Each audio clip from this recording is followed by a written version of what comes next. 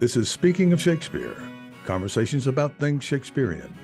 I'm Thomas Dabbs, broadcasting from Aoyama Gakuin University in central Tokyo.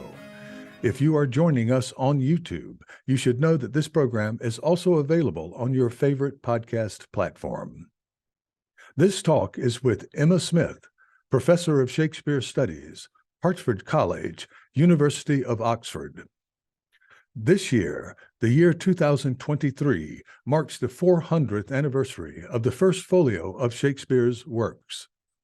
A single publication that, as Emma shows, has an intriguing history in its making, and that, after it's released and in the following decades and centuries, made Shakespeare, well, the Shakespeare that we know, given that roughly half of Shakespeare's plays would have been lost to history were they not preserved for us by this single publication.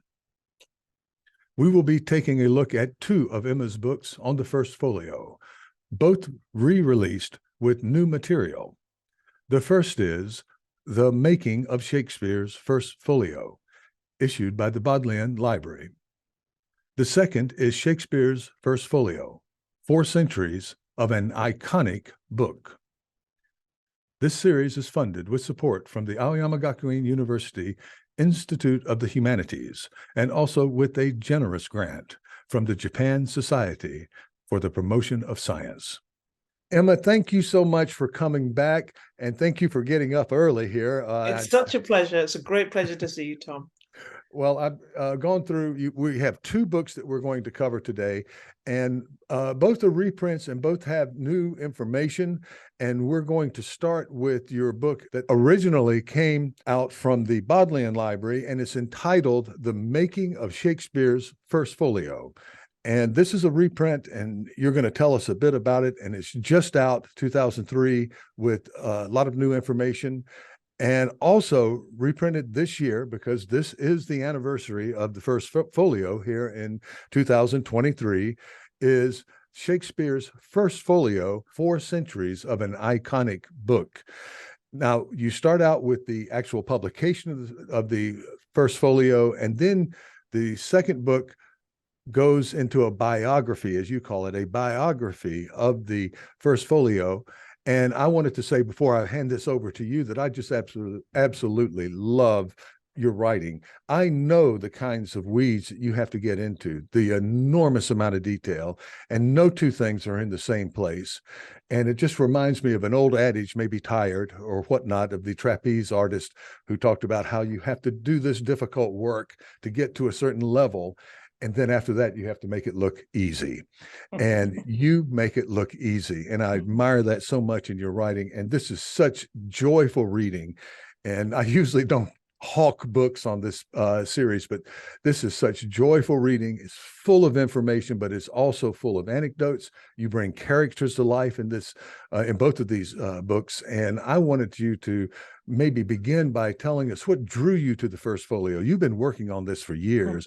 And then let's go into the books and talk about generally what they do.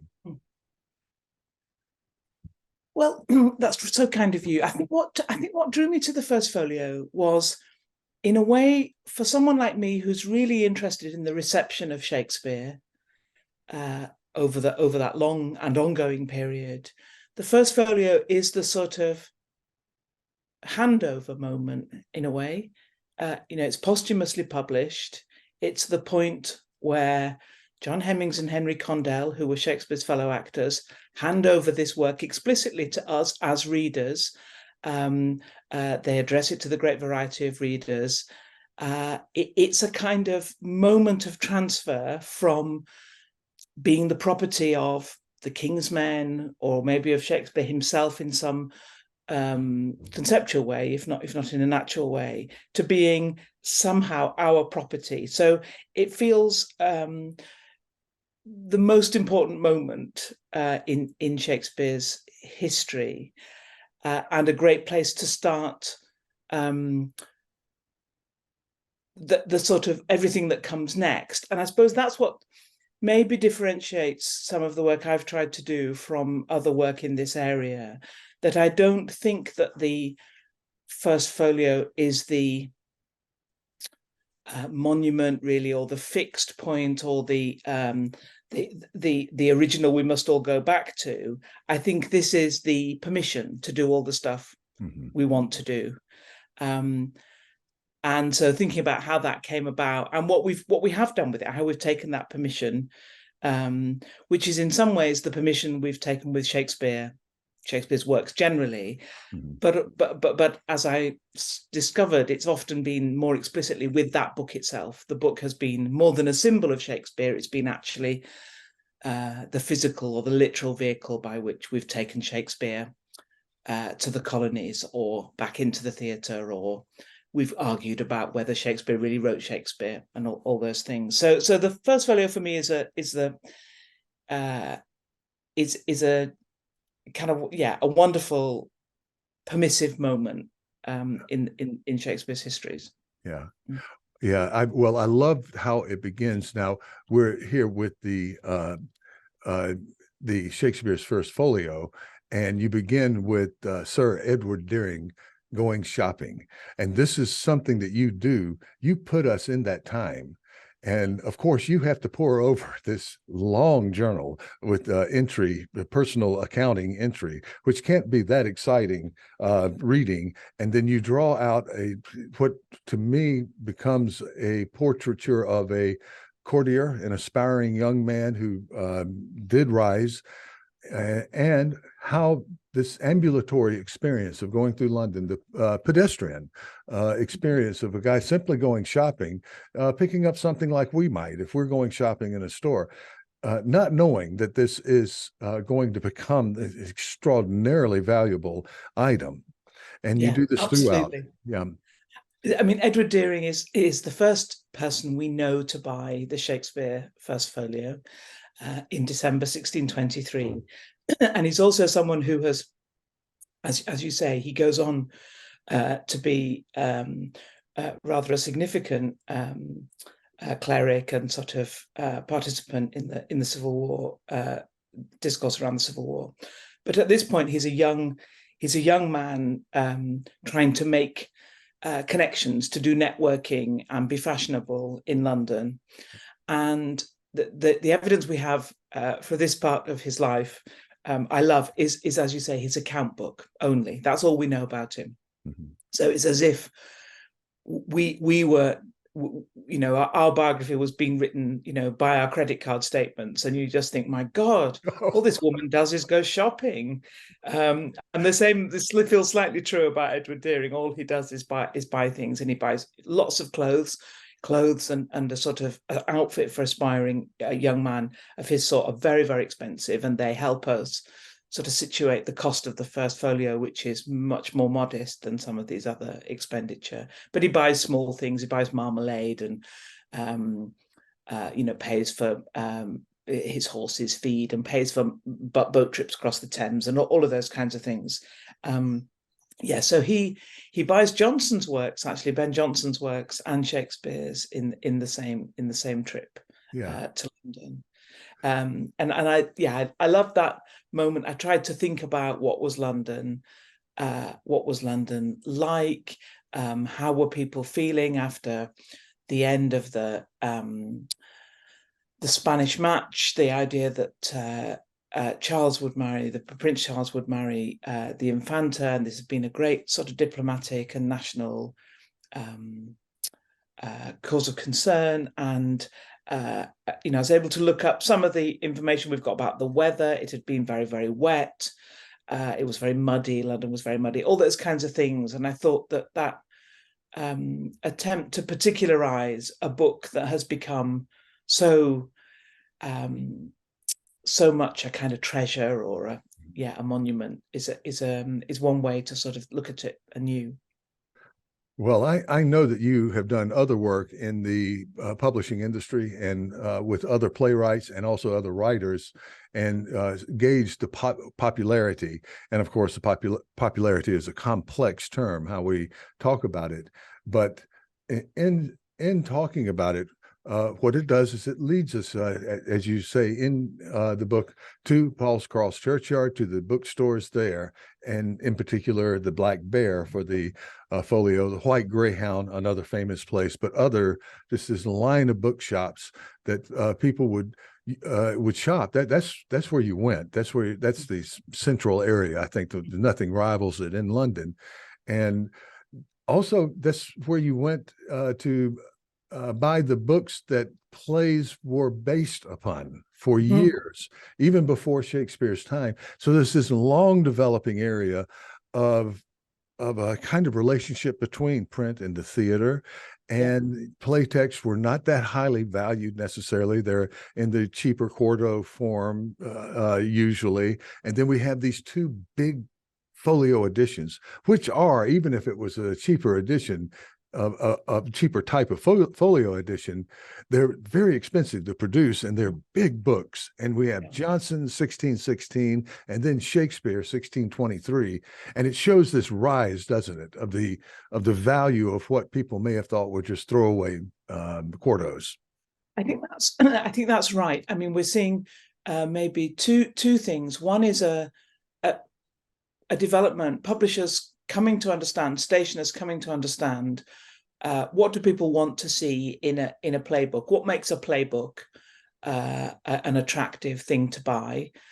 We still don't really know, do we, whether people who bought playbooks had seen the play, whether they were sort of secondary documents serving performance as the primary experience, or whether they were for people who couldn't or didn't or wouldn't see the play in the theatre and were a kind of alternative to it, whether they're a supplement or an alternative. But we can see stationers in really fascinating ways learning about, the extent to which people need things like a list of the characters, what later would be called the dramatis personae. That starts to become a more standard part of print publication. And it's just one example of how those publications are starting to think more about readers and what they want.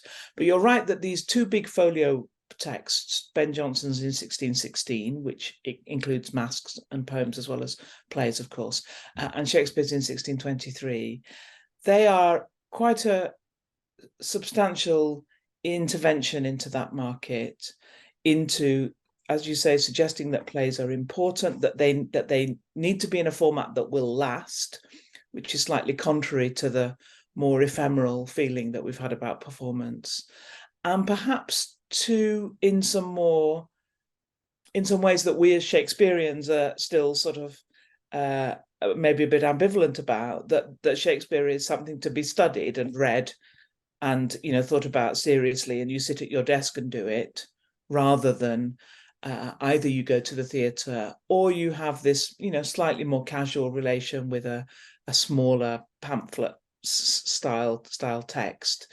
So this is, in some ways, it's the book equivalent of the indoor theatres, the Blackfriars, the sense that theatre itself is becoming a more socially select activity, and it's also the kind of forerunner of a feeling that Shakespeare belongs on the page rather than first and foremost on the stage. And as I say, there are great things about that as well as some disadvantages.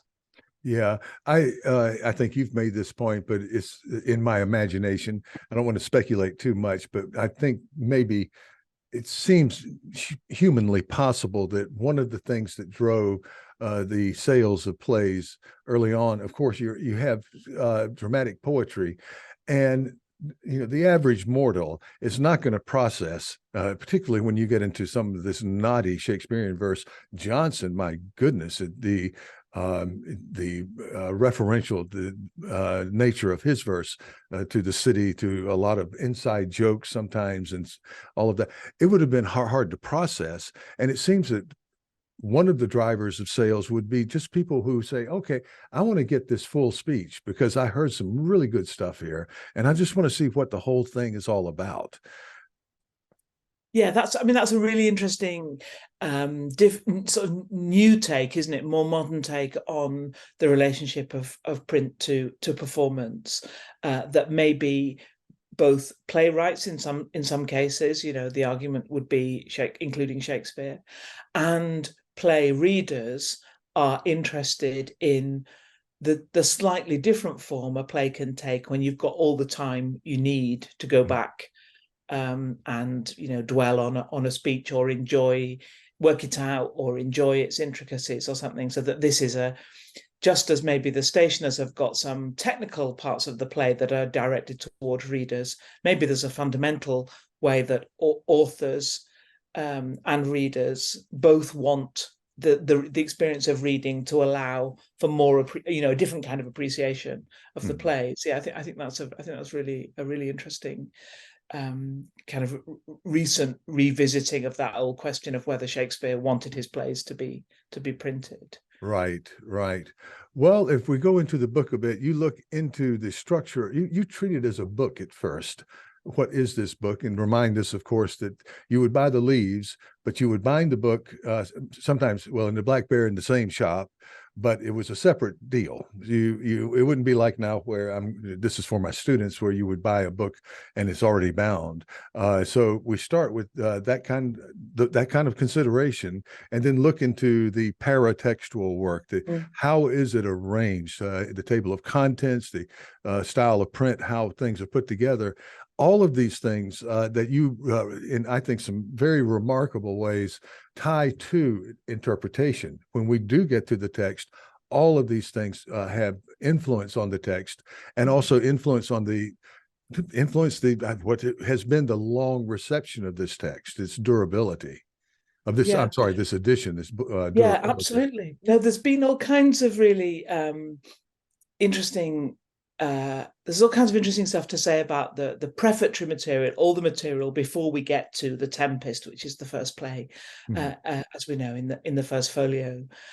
And the more you look at those pages, you can see that I don't think that they are planned necessarily with the same confidence and assurance of the whole, maybe, as the pages with the text in. There's quite a lot of wasted paper. There's a slightly random order of things. It feels to me a little bit as if they were unsure about who was going to write the puffs for it, and quite how that was all going to, how many pages they were going to take, and quite how that was all going to be presented. And there is something quite odd about, the question of why this book from the King's Men was not dedicated to the king, or didn't have a slightly more high profile dedicatee, and why there are Ben Jonson is very prominent in that prefatory material, which is really important, and some people feel have had much more to do with much more of an editorial role on the whole thing, which may well be true. There is a sense, though, that Jonson is an absolute rent-a-quote at this time. He acknowledges that himself, and he says of the eccentric Jacobean traveller Thomas Coriat, more or less, that he is not of an age but for all time too. So it's, Jonson is definitely there, but apart from him, no other playwrights, nobody else, not Fletcher, who is, you would think might be a kind of participant in this homage or this kind of collection of his collaborators. So there are some really odd things, I think, about the way that book is presented. And throughout, I think I, like lots of other people who've looked at this book, felt that the moments when it seems to lack confidence, or it doesn't quite work, or there's an error, or something has not been done consistently. That's just a little sort of, the cracks that let the light in a way. They're the points where you can kind of get under the skin of the book a bit and try to imagine the people who put it together, rather than that sense of it just, that almost biblical sense of it just being sort of given down from the mountaintop, and therefore it's perfect in all its limbs, as they say. Yeah. I it's just fascinating to me as a book, and it also has done, well, of course, well known to us, but so many of Shakespeare's plays would not be available, whether he's considered the fully the author or collaborator or whatnot, without this. Without this folio, that would be half of the canon, basically, Yeah. roughly, and that would have just it wouldn't have taken.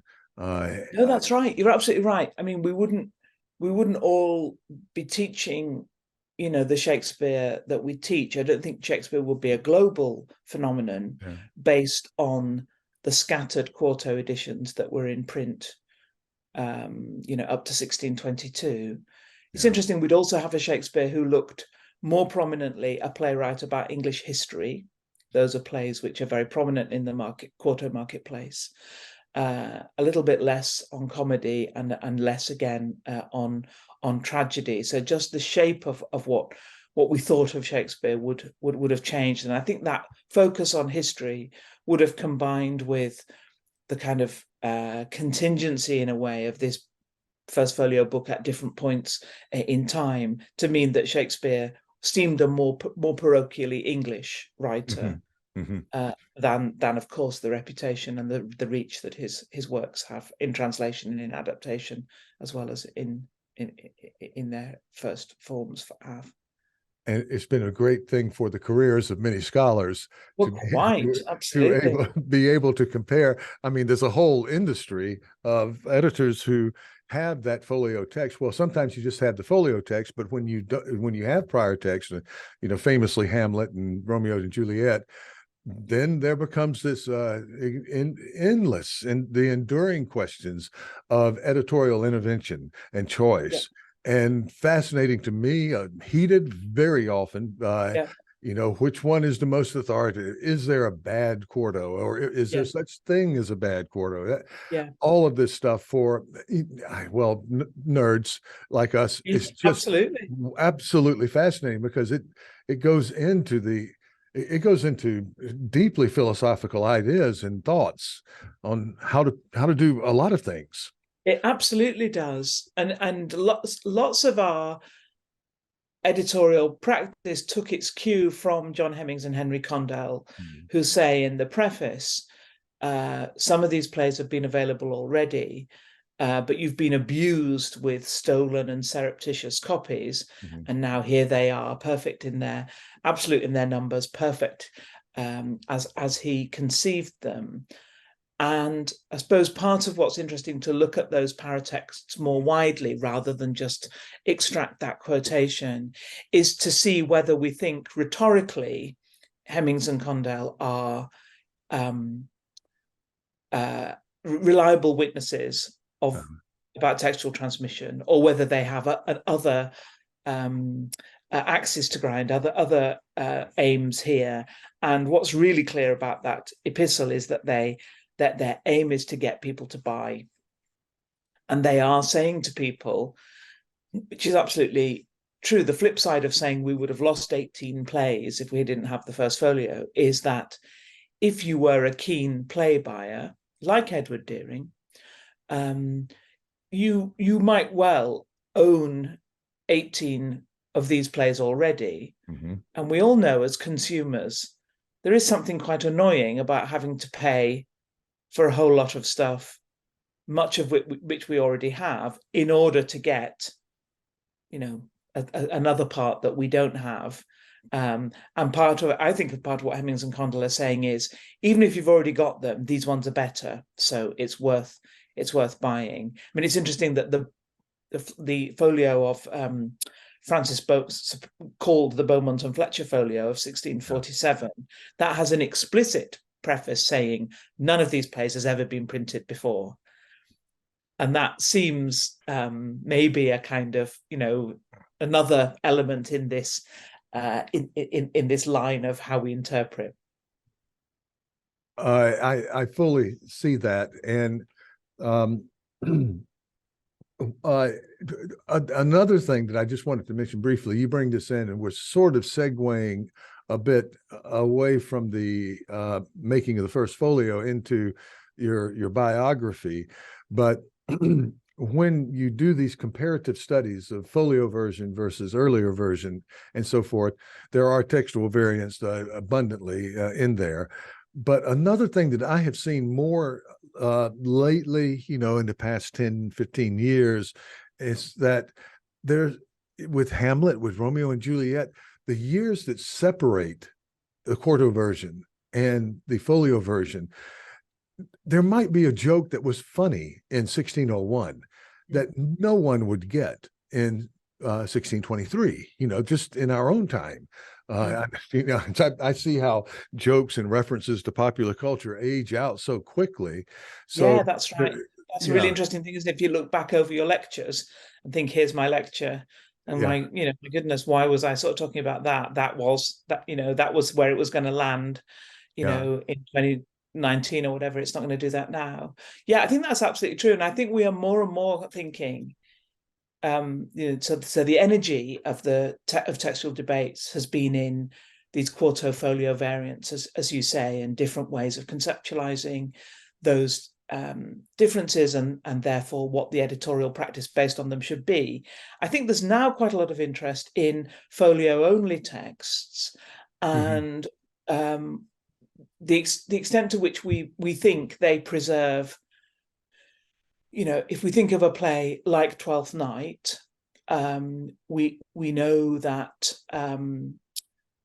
John Manningham sees it at the turn of the 17th century. We've given it a date around 1601, 2, something like that. Then we've got this text of 1623, mm-hmm, and traditionally our work has been to find the features of that text which corroborate the date, 20 years previously.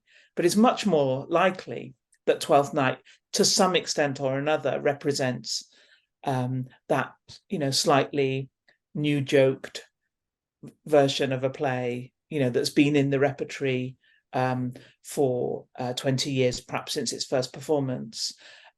So we're probably a bit further than we think from the original, and therefore that whole notion of original, perhaps for a play script, is a bit less, is less than helpful.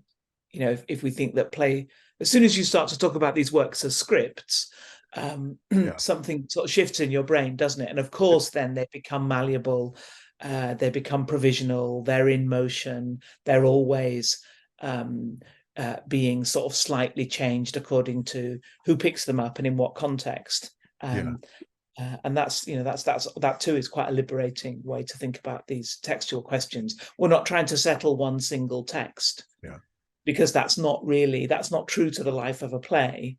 The life of a play has often, if it's a successful play, more than one authentic sort of performance or moment, yeah. and will change and be changed and adapted in small ways or bigger ones in order to make the most of that moment. Yeah. Well, in a prior talk I had with you, this came up, and I fully agree. It's just almost just absurd to think that there was some stable text that made it through the theater, made it through a theater run in its Yeah. conception and its night-to-night performance, that there weren't changes, that there are Yes. little collaborations that are going on all the time. Absolutely. Yeah. And Absolutely. And there are ways in which I think, although Shakespeare editing has become much more attentive to questions of performance, mhm, there is a way in which editing is sort of fundamentally opposed to performance. mhm, It's about establishing a text, a fixed text on the page, mhm. which is the very opposite of a script that's going to enable different kinds of performance. Mhm. Well, you present many examples when you're talking about textuality.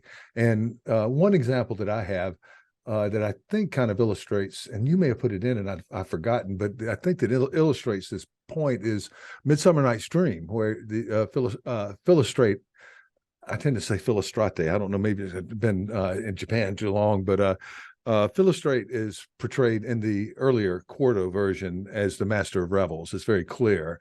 And there seems to be a joke on Tilney there. which seems to be a very brave joke on Tilney.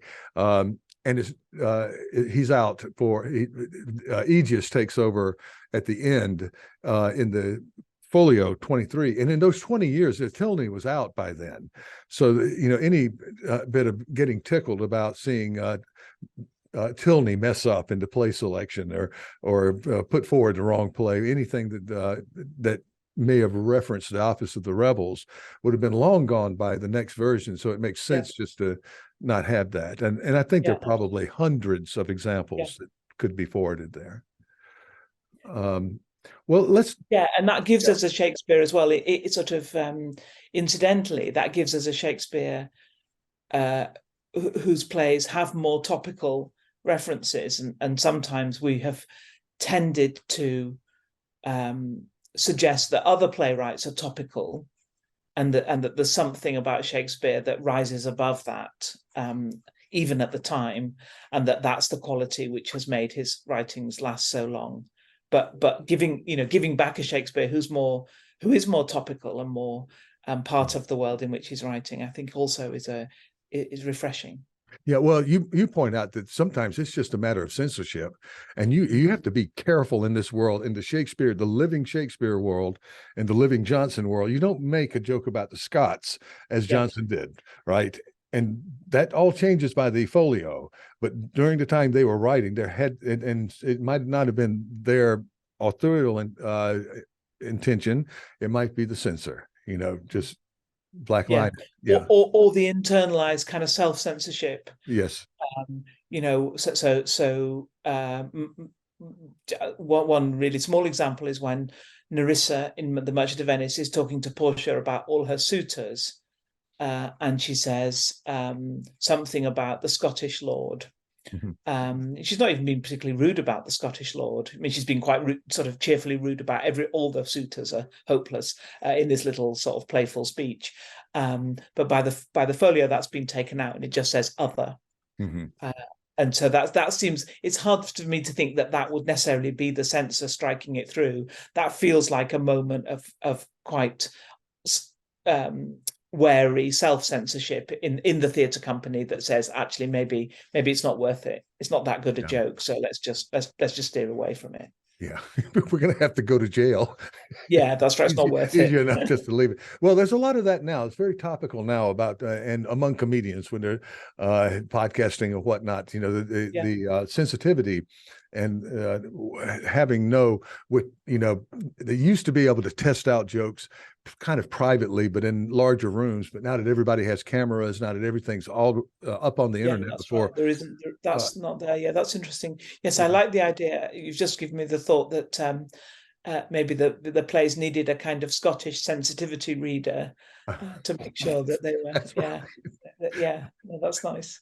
Exactly. Well, we just started Macbeth in a graduate class that I have, and I look at it, and if you don't know the background and the history and so forth, you go, golly, this is a very risky thing to put in front of a Scottish king. It just, it's dark, it's superstitious, but then when you see, James's background and so forth and so on, you see Shakespeare kind of catering to some of the, if not vanities of the king, knowing where to go.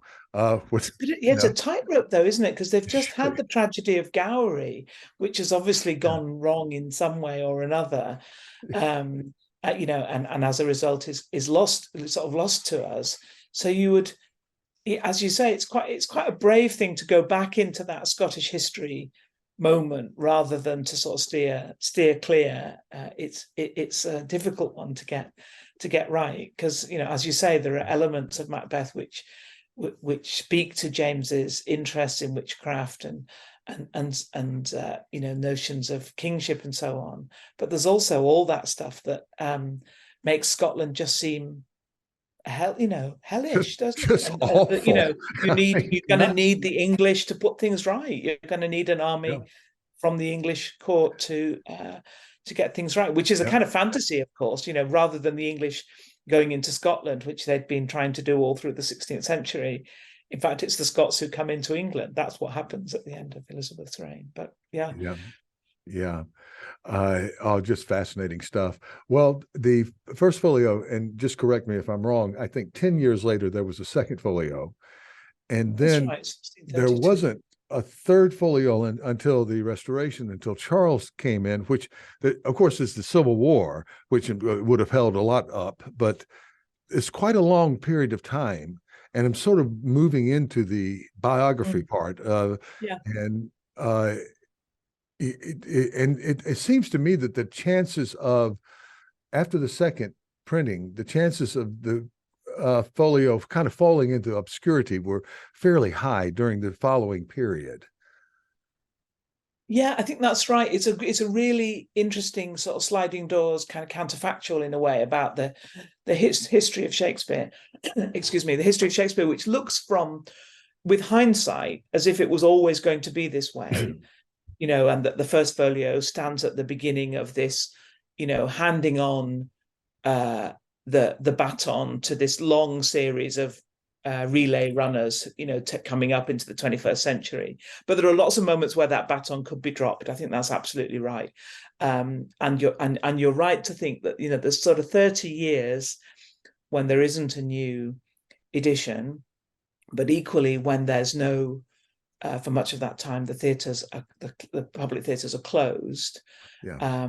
But I do think there's a moment when the theatre is restored in 1660, and there's quite a scramble to get it back up and performing. We know that Killigrew, Charles Killigrew, one of the courtiers who was charged with getting the theatre going, we know that the Killigrews had a First Folio of Shakespeare, Mm-hmm. and that must have been one of the go-to volumes to think, what are we going to do? How are we going to do this? Mm-hmm. How are we going to get the theatre going? What play are we going to put on? We haven't done any of this for years, and it's Shakespeare that partly for practical reasons, that the book is just there on the shelf with Shakespeare probably not on, maybe on the spine, maybe not. But it can be sort of got down and used as a resource at that point. Yeah. Well, I talked with Holgersheim and other critics who do work on the theater and theater capacity, attendance, that kind of thing. But what is repeated is that when it starts hopping, when it gets popular, you need a lot of plays. Yeah. And what a happy thing to have 30, what is it, 30, Yeah, well, this is Charlie, yeah, 36 36, plus, yeah, yes. Charles and Yeah. Cressida, yeah. But there you are. Well, you already have stock there. You already have, if if not in living memory, you have people who probably in living memory, you do have performances of Shakespeare that are out there, people who like them and so forth. So you have a built-in reception there among maybe more middle age, depending on how they viewed age and so forth. And of course you have the other playwrights too, and you have the model. You have a model for young, Dryden, or who's building his own, and all the others that came along there, Congreve, and through the 18th century, those Restoration playwrights who are so brilliant, and of course who felt that they could improve upon the kind of raw material, but. Yeah, what a great treasure to have if you need to get something out there and put it into playwright, a pre-written play that was already successful. Yeah, absolutely, absolutely. And I think probably Shakespeare's ability to write for women, parts for women characters, gets a new lease of life when there are women actors, which is also one of the big changes, of course, in the Restoration. Well, So that's a little off topic, but I just am interested in this because of the fluidity, the ability to put women in these positions, that there is a femininity, and this is very kind of pushing the envelope on a lot of things, but it seemed to be a very easy segue to make, as you're pointing out. Well, it's interesting when you hear modern day female actors talking about these roles, Hmm. and often they express a kind of incredulity, really, that these were not written for women to perform Hmm. originally. Hmm. There's a great quotation from Janet Sussman, who just says, "I can't believe that a young man played Cleopatra." Now, of course, the young man did play Cleopatra, but it's interesting to hear from people women who have to inhabit these roles, Hmm. um, a kind of counter to some of that work, very important feminist work that happened maybe in the 1980s and 1990s, which Hmm. pointed out that the theatre was an all-male space, that the Hmm. majority probably of audiences and theatre makers and actors and writers were male, and that this was a sort of masculine echo chamber. But that isn't how it seems to people whose job it is to make these women compelling and sort of three-dimensional in the modern theatre. Yeah. Well, I was mainly referencing the Restoration Theater. Yeah, I yeah, quickly yeah, brought it. And of course, some of the mores and standards, of course, Kate's final speech, those things that are bothersome to modern, to all of us, the idea of how to deal, problematic. And yes, yes. so but you talk a good bit, and I want to go into some of this in the biographical portion of that great book years ago, Used Books. You look into how the folio is used by its owners, and it's Mm. just fascinating stuff. Yeah, and it's partly really being really interested in the period of the books, the life of these books before they became super valuable. So I've come to think of a period of about maybe 150 or so years after the publication of the First Folio, when it is less formally a book called Master William Shakespeare's Comedies, Histories and Tragedies, and exists in middling kind of libraries as a book that is less valuable than the later folios, so less valuable than the second, third, or fourth, and less valuable when we get to the 18th century than the modern editions like those of Rowe or Pope or Johnson. So it has this long period when it's just really a second-hand book, and because of that, that's a time when you can actually see marks of its use, sometimes quite intensively annotated or underlined or commonplace, sometimes just kind of doodled on, or with sort of scraps of food or cat paw prints, or all these kind of vestiges of daily life. And it's partly because that's so far from the environment in which we see these books now, that it's absolutely charming to see and to be reminded of a time when this worked like a book. That's to say, something that you got off the shelf and had a look at, and was part of a normal world around you, and sometimes marked by that world. Yeah.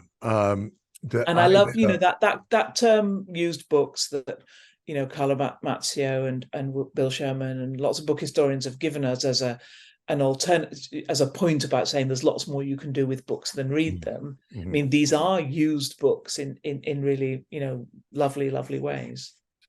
um, I teach the Bible in my classroom text. It works just perfectly to prop my microphone up here. And I was taught as I always feel like I'm going to be punished because we were taught as children not to put anything on the Bible. It was irreverent.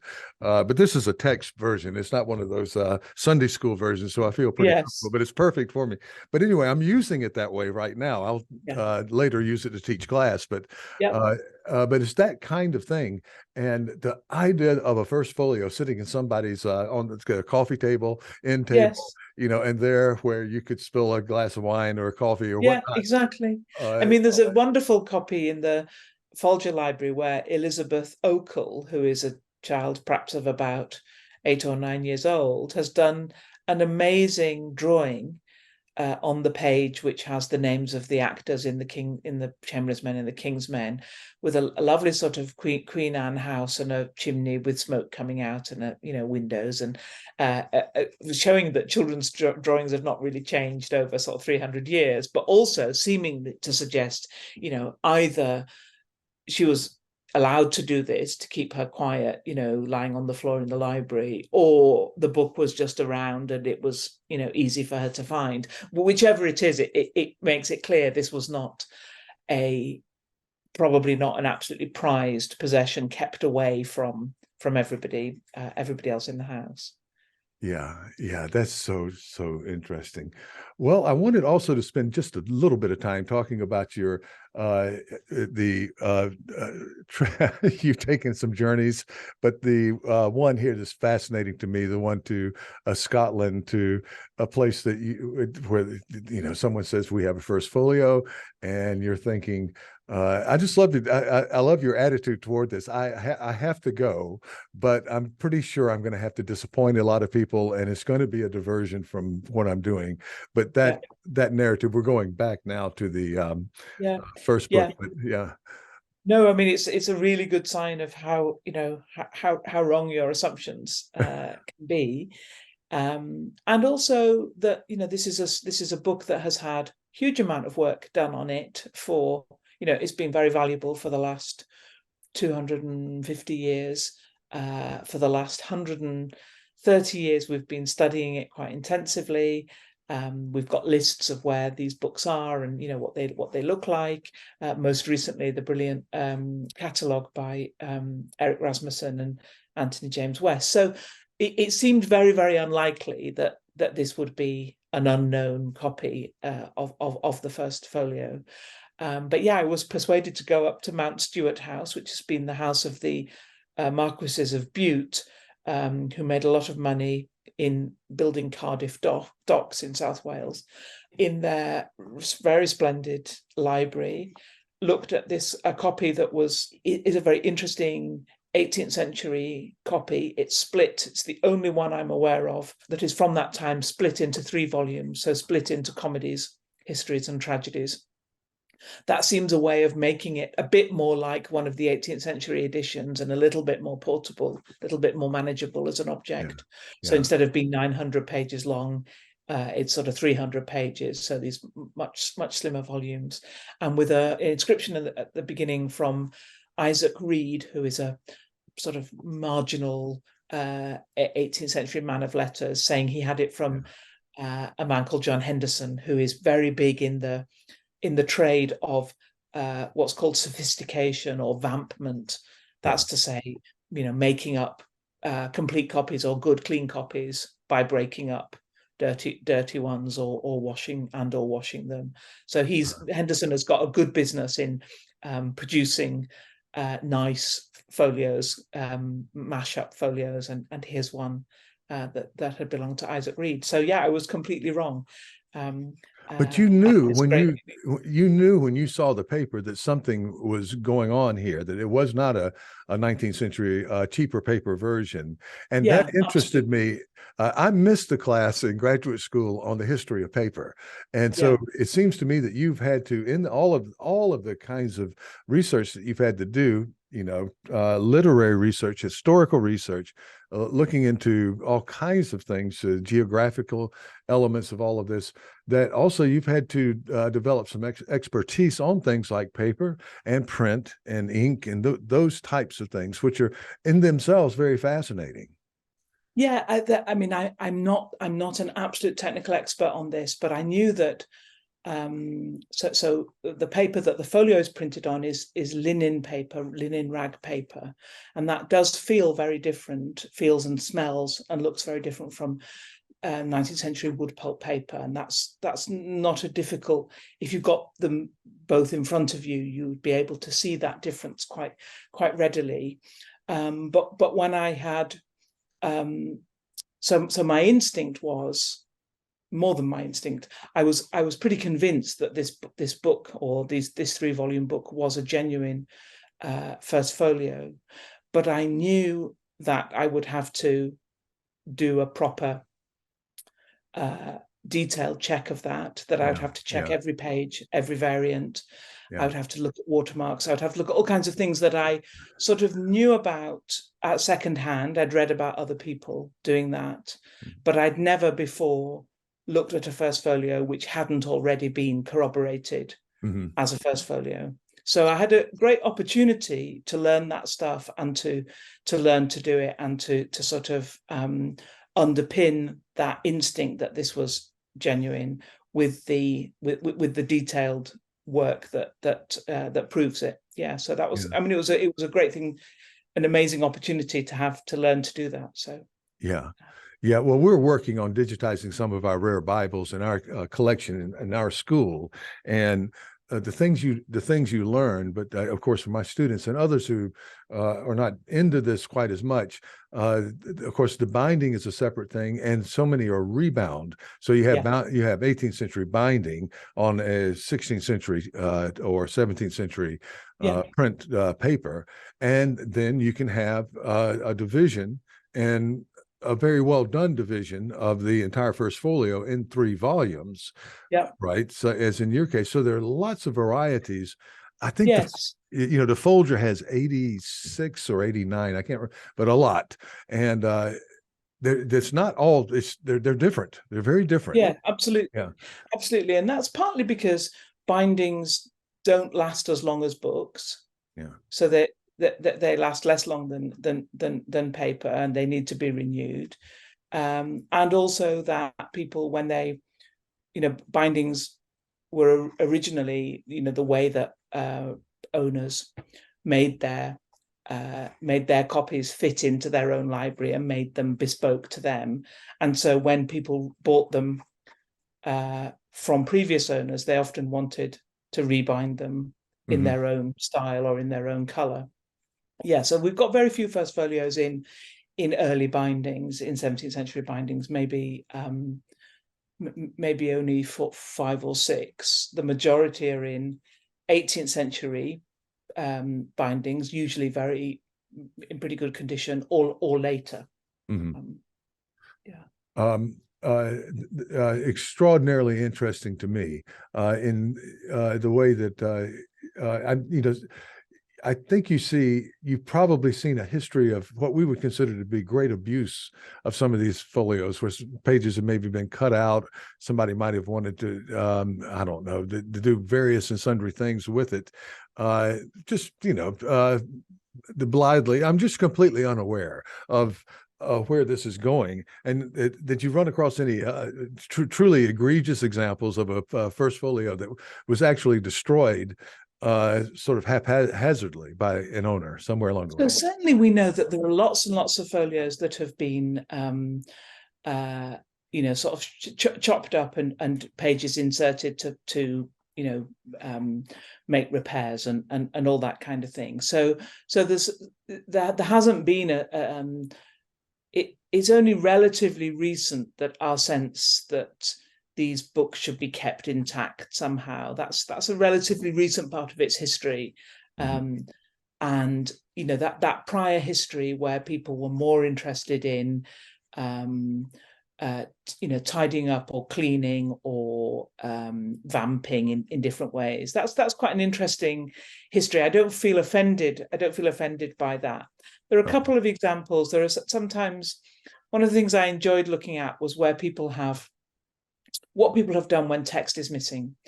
And some people employ wonderful, skilled facsimilists. The Victorian John Harris is often named in this. Harris does these pen facsimiles of type, which are absolutely undetectable. And they were so undetectable that Harris, who I think had no intent to deceive at all, but wanted to do a perfect job, ended up doing a tiny signature on the pages that he had facsimiled. So there's that at one end. And then there's some people who have just sort of copied out in their own best handwriting. There's a copy in Oxford which has the last leaf of Cymbeline in that. And then there are people who've just, in any which way, provided bits of text. There's a very nice title page which just has somebody, the corner, big corner is torn off, so somebody has just added Shakespeare's, but just without any attempt to make it look, as if it's part of the original title page. And that's a kind of interesting, those are different ways of thinking about what's the fundamental question about this book, which is the strange tension between the object and the contents. That's a bit of a problem about rare books more generally, and about book history. Do we think the book is a material object in time, or do we think of it as a transcendent set of ideas and words that can be that live across time? And we've tended to think about Shakespeare as the latter. Mm-hmm. The First Folio makes us think about Shakespeare kind of as the former. Yeah, it's just so ironic to me, and I'm thinking on a very personal level that we have all thought about. If you get to the age where you have the experience of cleaning out a house of a relative who's passed away, or your own parents who passed away, in my case, and they had this beautiful dining table with the pieces where you could expand it, and we used it, and we had a dining room, and it's this wood, wonderful, just oak type thing, and it had been passed down, I think, a generation or two, in our family. And so we're trying to figure out what to do with it, because none of my brothers or anybody in our family had space for it. It's just, and certainly me in Japan. And we called an antique dealer, and she came in and she said, these things used to be just fabulously valuable, and they have, nobody wants them anymore, right? So there we have something that seems to have eternal value just drop off, and then you have this book that people might use to prop the door open and do any number of things with. You go, golly gee, if we just kept this, and where is it? Is it in the attic? But in the end, these folios end up getting spread out, like all the way to Scotland, but I'm sure all over the place. That's right. So there are folios near to you in Japan. The majority of folios have ended up in North America, particularly in Washington, D.C. at the Folger. But we have, so far as we know, one folio in the continent of Africa, which is in Cape Town in South Africa. 3 in Australia and New Zealand. A number in Europe. So they have spread, and they've spread in different waves. A colonial English wave, which includes South Africa and New Zealand, and the Australian ones, and then a sort of Gilded Age American moneyed wave, which is the Folger ones, and pretty much all the ones that go to America go in the end of the 19th century, into the early 20th century. And then a later one, the copies that go to Japan mostly go in the 1960s and 70s, in that period, don't they? And perhaps a little bit later. And now we're looking at, if a book comes up for sale, if a copy comes up for sale now, it used to be for a long time that the auctioneers would go to Hong Kong, thinking that they would find a buyer. There's been a question about Arab sort of Gulf states purchasers, although we don't know of any of those, and other. So all this is a long way of saying mostly they follow money. So they're a good economic sort of barometer, and they follow sort of Anglophile tendencies as well. At what point, I was really fascinated by the one that was sold during lockdown by Sotheby's, by Christie's, which reached a sort of record price, nearly $10 million, the hammer price. And that did seem a kind of, at a time of great uncertainty, this is like a sort of putting your money in gold rather than bonds or something. That you would turn to Shakespeare. It'll hold its value. It's just amazing. What also there's in Japan, among us, is kind of famous example of Meisei University, and is it 8 that they have So they had 12, but 12. they've actually sold 2 in very recent times. So Yeah. so that's a sort of transfer back as well. So it's not all one direction. Right. Well, whoever did that I think those may have been acquired during the economic bubble of the 80s, but I'm not I sure think at that's all. right. Yeah, I But think that's there was that's quite a lot of buying during that time of art and so forth.